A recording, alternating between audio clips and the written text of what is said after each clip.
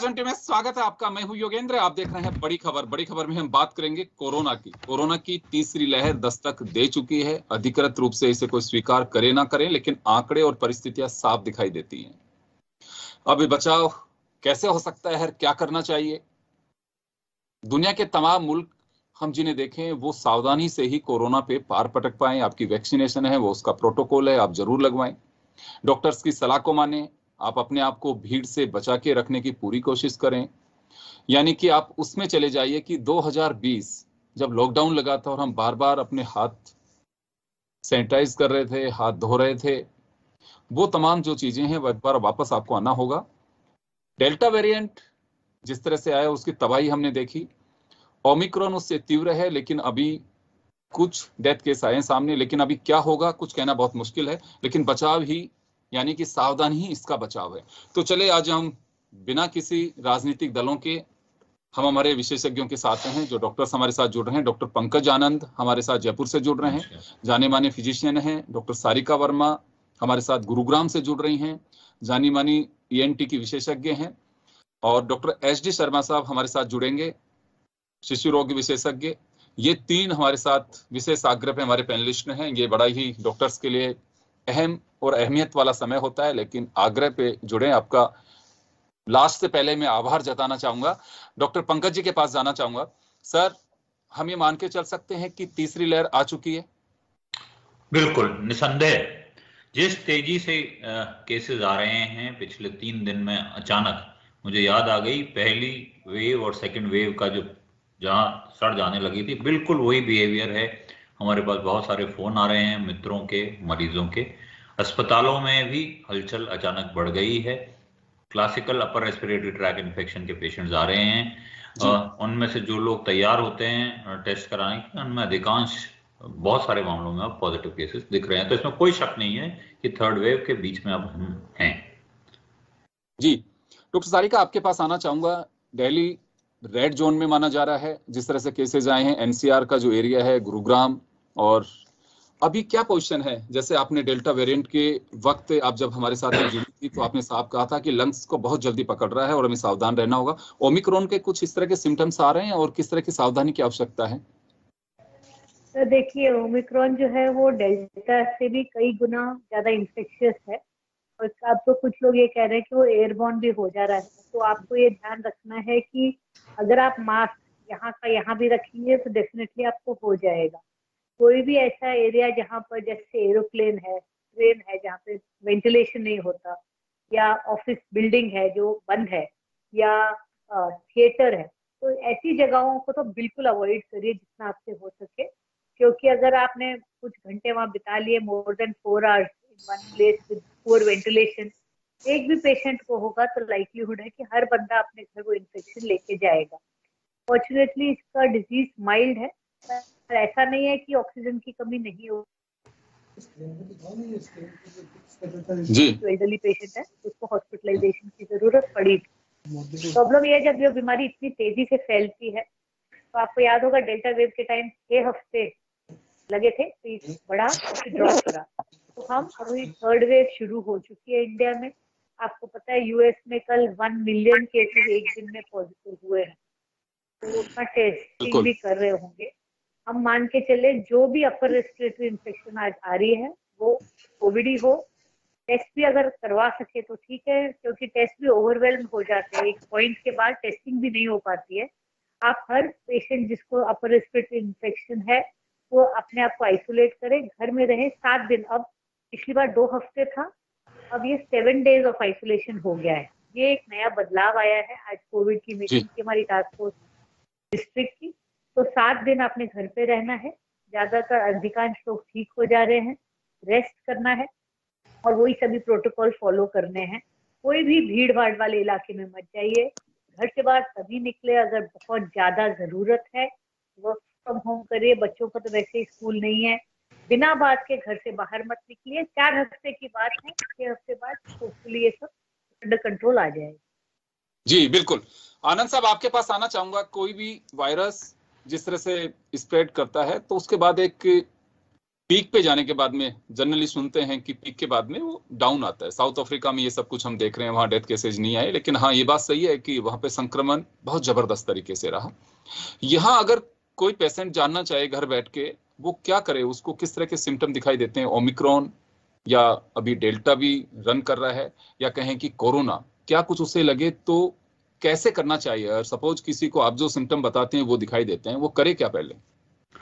देखिए, जैसा मैम ने कहा, इस समय अगर किसी को भी कोई अपर रेस्पिरेटरी ट्रैक यानी जुकाम, खांसी, गले में दर्द, खराश, हाथ पैरों में दर्द, सर दर्द, बुखार, या अगर ज्यादा सीवियर है तो सांस लेने में दिक्कत, ये कोई भी लक्षण है तो मैं तो ये कहूंगा कि मूलतः ये मान लीजिए कि शायद आपको कोविड ही है। तो सबसे पहला काम ये करना है कि हमें तुरंत टेस्ट कराना है। और टेस्ट क्यों कराना है मैं इस पे आऊंगा।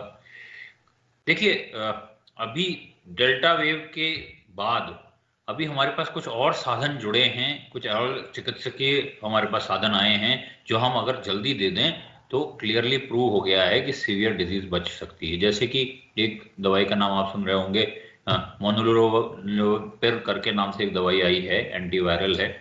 बिल्कुल। तो अगर ये 3 दिन, 3rd डे तक दे दी जाए, 3rd to 5 डे, तो क्लियर कट एक बड़ी स्टडी में ये पब्लिश हुआ है कि ये सिवियरिटी ऑलमोस्ट 13% कम कर देती है। फिर कुछ ऐसे आईवी इंजेक्शन हमारे पास आ गए हैं, जैसे एंटीबॉडी कॉकटेल है, जो अगर अर्ली दे दें तो हम हॉस्पिटलाइजेशन प्रिवेंट करते हैं। तो सबसे पहले मेरा सजेशन ये है कि आप जाइए अपना टेस्ट कराइए कोविड का। इसमें बहुत सारे लोग मेरे को फोन भी करते हैं, सर डर लगता है, कि कुछ लोगों को डर लग रहा है कि पकड़ के, जैसे सेकेंड वेव में होता कि पकड़ के हॉस्पिटलाइजेशन कर जाएगा। प्लीज उसमें मत जाइए। स्पेशली अगर आप की इम्यूनिटी लो है किसी भी वजह से, अगर आपको क्रॉनिक डिजीज है, kidney, liver, diabetes, heart disease, तो आप डेफिनेटली से। एक दो चीज मैं यहाँ ऐड करना चाहूंगा। देखिए, ये एक भ्रांति है कि ओमिक्रॉन हमारा नुकसान नहीं करेगा, ये बहुत क्लियर समझिए। आपने साउथ अफ्रीका की बात की, अभी स्टडीज कल परसों ही पब्लिश हुई है, जिसमें उन्होंने एनालाइज किया कि ये सच है कि जो पेशेंट्स हॉस्पिटलाइज हुए वो लगभग डेल्टा के कंपैरिजन में 1/3 कम थे, लेकिन जो इन्फेक्शन था वो जिन पेशेंट्स को इन्फेक्शन हुआ वो लगभग 3 से 4 गुना ज्यादा थे एज कम्पेयर टू डेल्टा। तो अगर, जैसा हम बार बार कह रहे हैं कि बहुत सारे लोगों को एक साथ एक शहर में 1 लाख लोगों को एक दिन में इन्फेक्शन फैल गया, तो आप सोचिए उनमें से कम भी अगर पॉजिटिव होते हैं तो भी, जैसे मैं जिस शहर में रहता हूं उसमें आईसीयू बेड्स की संख्या मुश्किल से होगी 700-800। अगर 1000 मरीज एक दिन में आ गए तो वही स्थिति होने वाली है जो डेल्टा में होने वाली है। एक बात। दूसरी बात, अभी ये फाइनल नहीं हुआ है कि ओमिक्रॉन कोई नुकसान नहीं करता, हमें पता नहीं है। नुकसान सिर्फ त्वरित ही नहीं होता, याद रखिए कोविड में लॉन्ग कोविड भी एक चीज होती है। आपको इन्फेक्शन हो गया, चला गया, लेकिन कई मरीज मेरे पास 1-1, 1.5 साल से भुगत रहे हैं, सांस की प्रॉब्लम, हाथ पैरों की प्रॉब्लम, हार्ट अटैक्स हो जाते हैं। तो इतना लाइटली न लें ओमिक्रॉन को। कह के आपके हमारा हम तो थक चुके हैं, लेकिन ये बिल्कुल वेव सिर पे है और हमें नहीं मालूम है। एक चीज मैं पक्का कहता हूं शुरू से, कोरोना वायरस की इज्जत कीजिए, बहुत ईगो वाला वायरस है, इसको अगर आपने लाइटली लिया तो ये कहीं ना कहीं आपको परेशान करेगा, हम सबको परेशान। बिल्कुल, निश्चित रूप से। बहुत सारे लोग हैं कि सरकार, जैसे आपने कहा कि हम समझा के थक चुके हैं, क्योंकि गवर्नमेंट कई बार ये बात कह चुकी है कि आपको वैक्सीनेशन का लाभ लेना चाहिए, आपको वैक्सीनेट होना चाहिए, आपको वैक्सीन लगवानी चाहिए, लेकिन अभी भी बहुत सारे लोग हैं वो उससे बच रहे हैं। खुद के साथ दूसरे को भी आप जोखिम में डाल रहे हैं, और मुझे लगता है कि आपके परिवार में जो लोग रहते हैं आप उनकी आप फिक्र करिए। अगर आप नहीं लगवाएंगे तो एक बड़ी मुसीबत में आप फंस सकते हैं। डॉक्टर सारिका जी, आपके पास आना चाहूंगा, क्योंकि एक पोस्ट इफेक्ट की बात करते हैं, उसको लेकर के अभी जैसे डॉक्टर पंकज जी कह रहे थे, ओमिक्रॉन का कुछ ऐसा आ रहा है अभी सामने कि साउथ अफ्रीका की रिपोर्ट या यूएस की रिपोर्ट या दूसरे मुल्कों की रिपोर्ट कि हाँ बिल्कुल इस तरह के सिम्टम्स आ रहे हैं कि किसी को लंग्स में प्रॉब्लम आ रही हो या फिर कुछ और, या हमें थोड़ा वेट करना होगा इसके लिए? अभी सर ओमिक्रॉन की तो अभी तो अक्यूट सिम्टम्स हैं, 4 से 6 हफ्ते पहले तो ये डिस्कवर हुआ था, लेकिन जैसे डॉक्टर साहब ने बताया बहुत पेशेंट हमें मिल रहे हैं जो 2 साल पहले कोविड हुआ, 1 साल पहले कोविड हुआ, आज भी वो सफर कर रहे हैं। कई पेशेंट्स को अर्टिकेरिया, स्किन की रैशेस शुरू हो गए हैं जो बहुत सीवियर हैं। कई पेशेंट्स हैं जो माइल्जिया है, जो बॉडी में वीकनेस रहती है। मैं ईएनटी हूँ, इसलिए मेरे पास के कई पेशेंट आ रहे हैं जो ऑल्टर्ड टेस्ट। 2 साल पहले उनको कोविड हुआ था, आज भी जब वो खाना खाते हैं तो उनको बदबू आती है, तो खाना, लॉस ऑफ एपेटाइट हो रहा है, कि उसको पैरास्मिया बोलते हैं। तो क्योंकि ये नई बीमारी है, इसके साइड इफेक्ट्स भी नए हैं, जैसे डॉक्टर साहब ने कहा मायोकार्डाइटिस हो रहा है लोगों को, हार्ट फेलियर हो रहा है, लंग कैपेसिटी कम हो रही है पोस्ट कोविड। तो इवन 6 मंथ बाद लंग कैपेसिटी जो है नॉर्मल नहीं आ रही है। तो कई पेशेंट हैं, हमारे फ्रेंड्स हैं जो रनर्स थे, जो पहले 10-10, 25-25 किलोमीटर भागते थे, अब उनको 2 किलोमीटर 5 किलोमीटर भागने में आज में भी दिक्कत होती है। तो जैसे आपने कहा, ओमाइक्रॉन जो भी नया वेरिएंट आता है, अब कल एक नया वेरिएंट आया MHU, जो ओमाइक्रॉन से भी 3 गुना ज्यादा इन्फेक्टिव है। अब एक के बाद एक नए, अगर जब भी हमें ये ध्यान रखना है, जैसे अब वेव बड़ी है, अब आप शांति से 4 से 6 हफ्ते घर बैठ जाइए। बाहर निकलना है तो N95 मास्क, नाक और मुंह ढक के पहने। हमने दिवाली भी मना, बिल्कुल, निश्चित रूप से लगातार यही पता है वेव आ गई है, इलेक्शन रैली बंद होने चाहिए, कोई भी क्राउडेड स्पेस में मत जाइए, अपना ध्यान रखिए, अपने फैमिली का ध्यान रखिए। बच्चों को, 15 साल वाले बच्चों को वैक्सीनेशन चालू हो गया है, फटाफट वैक्सीनेट कराइए ताकि वो भी सेफ रहे। जी निश्चित रूप से, क्योंकि बहुत जरूरी है। और डॉक्टर साहब HD शर्मा साहब हमारे साथ जुड़ चुके हैं इस वक्त। डॉक्टर साहब, आपका फ्रेम थोड़ा सा मुझे लग रहा है आपका फोरहेड कट रहा है, तो आप थोड़ा सा इसे झुका। जी जी जी बिल्कुल डॉक्टर साहब, आप बिल्कुल सही हैं। डॉक्टर साहब आपके पास आना चाहेंगे, क्योंकि बच्चों की बड़ी फिक्र है इस वक्त। 15 साल से गवर्नमेंट ने परमिट कर दिया है कि आप वैक्सीन लगवा सकते हैं, लेकिन उससे पहले 0 से 15 साल तक उनकी क्या चिंता करनी चाहिए हमें, और क्या ध्यान रखना होगा अभी? देखिए, चिंता बहुत करनी चाहिए, क्योंकि ये वो ग्रुप है जिसको कभी वैक्सीन चालू नहीं हुआ है। तो सब तो नए, जल्द ही उनका भी चालू हो जाएगा, 2 साल से बड़े बच्चों में भी, और कई देशों में चालू भी कर दिया गया है। वो बड़ी चिंता हमारे लिए, क्योंकि ये वो बच्चे हैं जिनकी इम्यूनिटी कम रहती है, और ये इनको किसी तरह का वैक्सीन भी नहीं लगा हुआ होता अभी तो, और ये वल्नरेबल ग्रुप भी है, और ये नए मास्क और डिस्टेंसिंग मेंटेन नहीं कर पाते हैं। तो हमें इनका खास ध्यान रखना है, फैमिली में, घर के अंदर और घर के बाहर। अगर उनको स्कूल भेजा जा रहा है, मैं समझता हूँ कि स्कूल, अगर जहाँ कहीं भी ये फैल रहा है उन एरियाज में, तो कम से कम स्कूल बंद कर देनी चाहिए छोटे बच्चों की, स्पेशली 15 साल से छोटों की, जब तक कि ये संक्रमण रहता है। दूसरी बात, अगर भेजना बहुत जरूरी है, एग्जाम है, तो उनको मास्क जरूर लगाएं, मास्क के साथ सोशल डिस्टेंसिंग करें, और जो स्टाफ है स्कूल का, वो तो कम से कम सारे इम्यूनाइज्ड हों, और सब कोरोना बिहेवियर का पालन करें। बाइयाँ, teachers, caretakers, principal, headmaster, सब टीचर्स को स्कूल में एक आदमी जो बच्चों के कांटेक्ट में आता है, सबको कोरोना के जो बिहेवियर उसका पालन करें, प्लस वो सब वैक्सीनेटेड होने चाहिए।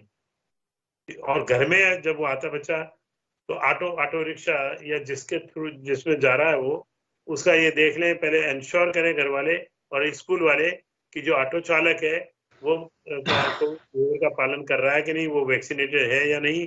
अगर वो वैक्सीनेटेड नहीं है, या तो घर वाले खुद छोड़ के आए, या वो ये सुनिश्चित करें कि उसके पास वैलिड सर्टिफिकेट वैक्सीनेशन का है, और वो उसके बावजूद भी कोरोना का बिहेवियर का पालन कर रहा है, यानी वो मास्क लगा रहा है अच्छे से। मास्क का, अब मैं जैसे बता रहा, पिछली बार बताया था कि मास्क को पूरा फिट करें, नाक पे से लगा। लोग ज्यादातर यहाँ लगा लेते हैं, न्यू लगा के चलते हैं, ऑटो चला रहे हैं, उसका कोई मायने नहीं है। नहीं लगाना है, ज्यादा बेहतर है। आदमी सतर्क तो रहेगा कि इसने नहीं लगा रखा, आदमी आधा अधूरा लगा रहा है, वो भी उतना ही खराब है। इसलिए पूरा मास्क के पूरा फेस को ढकें, नाक को ढक के रखें, और वो जब तक वो कांटेक्ट में रहे लोगों के, वहां ये मास्क लगा के रखें। डिस्टेंसिंग का जहाँ सवाल है, जो ओमिक्रॉन वैरायटी आई है अभी, जो नया वेरिएंट आया है, इसमें कह रहे हैं कि जो साइंस की जो अब तक की रिसर्च वो बता रही है कि वाटर एयरबॉर्न है। इसमें खाली 2 गज की दूरी से काम नहीं चलेगा, इसमें तो 2 मीटर की दूरी से काम नहीं चलेगा। इसमें हमें एयरबॉर्न ट्रांसमिशन को बचाना है, यानी कि बहुत ध्यान रखना है डिस्टेंस का, जितना मैक्सिमम हो सके उतनी डिस्टेंस रखें। केवल 2 गज की दूरी सफिशिएंट नहीं होगी इनमें। तो मैं समझता हूँ अगर पूर्ण पालन की, तो मास्क एक ऐसा मात्र साधन रह जाता है जो कि उसको बचा सकता है। जी बिल्कुल। डॉक्टर साहब, पंकज जी आपके पास आना चाहूंगा। बहुत सारे लोगों का ये भ्रम रहता है कि हम वॉक पे जा रहे हैं, हम मास्क नहीं वियर करेंगे क्योंकि ऑलरेडी लंग्स को बहुत ऑक्सीजन की जरूरत होती है। कुछ लोगों का ये भी कहना है कि मास्क अगर लगा के रखेंगे तो दूसरी तरह की बीमारी आएंगी। ये में भ्रम है या लोगों का कुछ इसमें जो कह रहे हैं उसमें सच्चाई है? देखिए, दुनिया भर में सबसे one of the most effective major, जैसा अभी सर ने भी बोला कि हवा से फैलने वाला, अब ये तो हम सब जानते हैं, इसमें डॉक्टर की जरूरत नहीं है, ये फैलता तो हवा से ही है। शुरू में हम सब्जियां धोते थे, वो टाइम तो प्रूव हो गया कि नहीं यूजफुल है, फैलता हवा से है। तो सबसे आसान तरीका है कि मैं भी अपने मास्क लगाऊं, आप भी मास्क लगाएं, तो एक दूसरे से नहीं फैलेगा, इसमें तो कोई शक ही नहीं है। अब आप स्पेसिफिकली वॉक की बात कर रहे हैं, तो मेरा मशवरा है कि प्रयास ऐसा कीजिए कि आप बहुत क्राउडेड जगह वॉक पे न जाएं। आपकी मॉर्निंग या तो आवर जैसे चूज कीजिए जब ज्यादा भीड़ नहीं होती, या ऐसी जगह जाएं, ऐसे भले अपने घर की छत हो, जैसा मैडम ने कहा, महीने 1.5 महीने की बात है।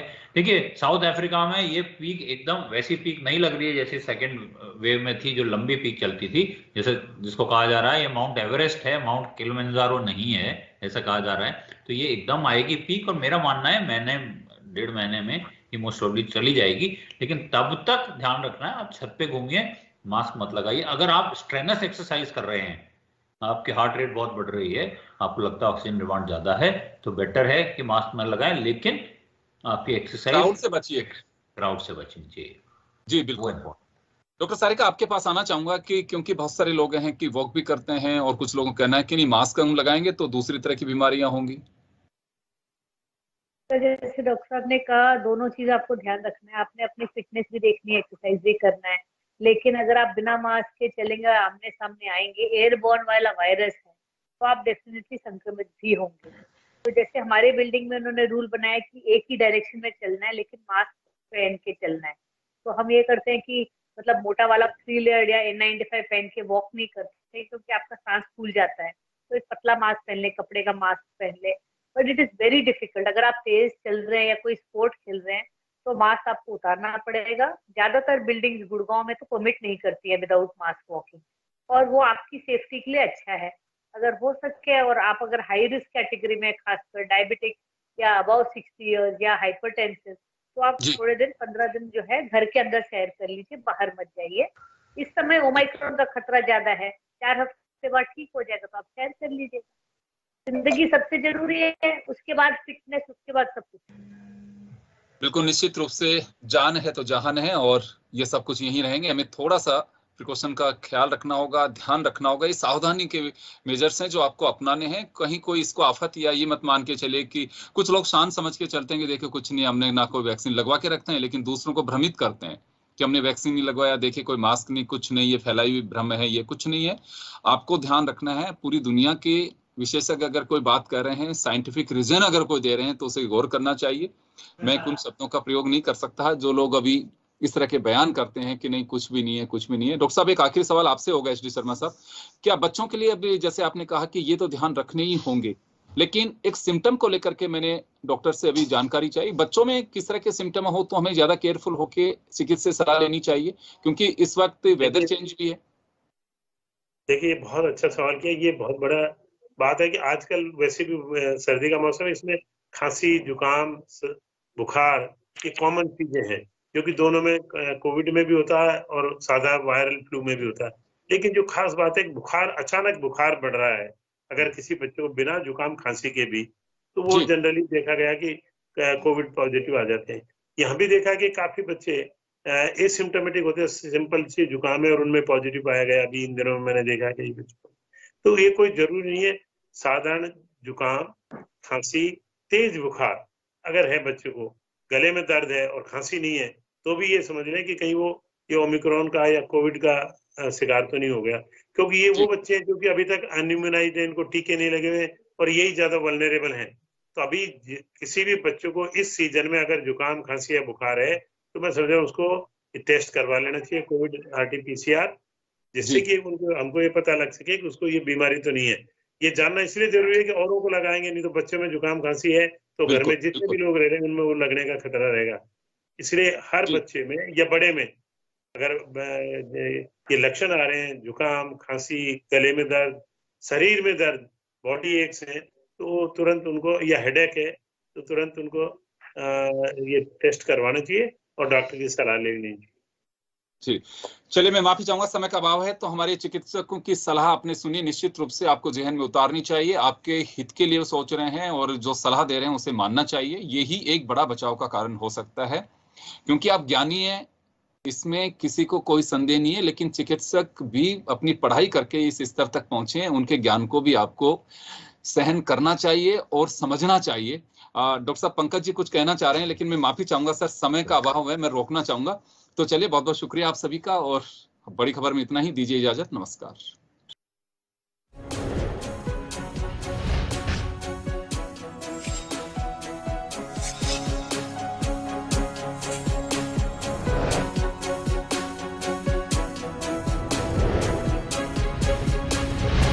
जन टीवी की लेटेस्ट अपडेट पाने के लिए हमारे चैनल को जरूर सब्सक्राइब करें और नोटिफिकेशन पाने के लिए बेल आइकॉन दबाएं।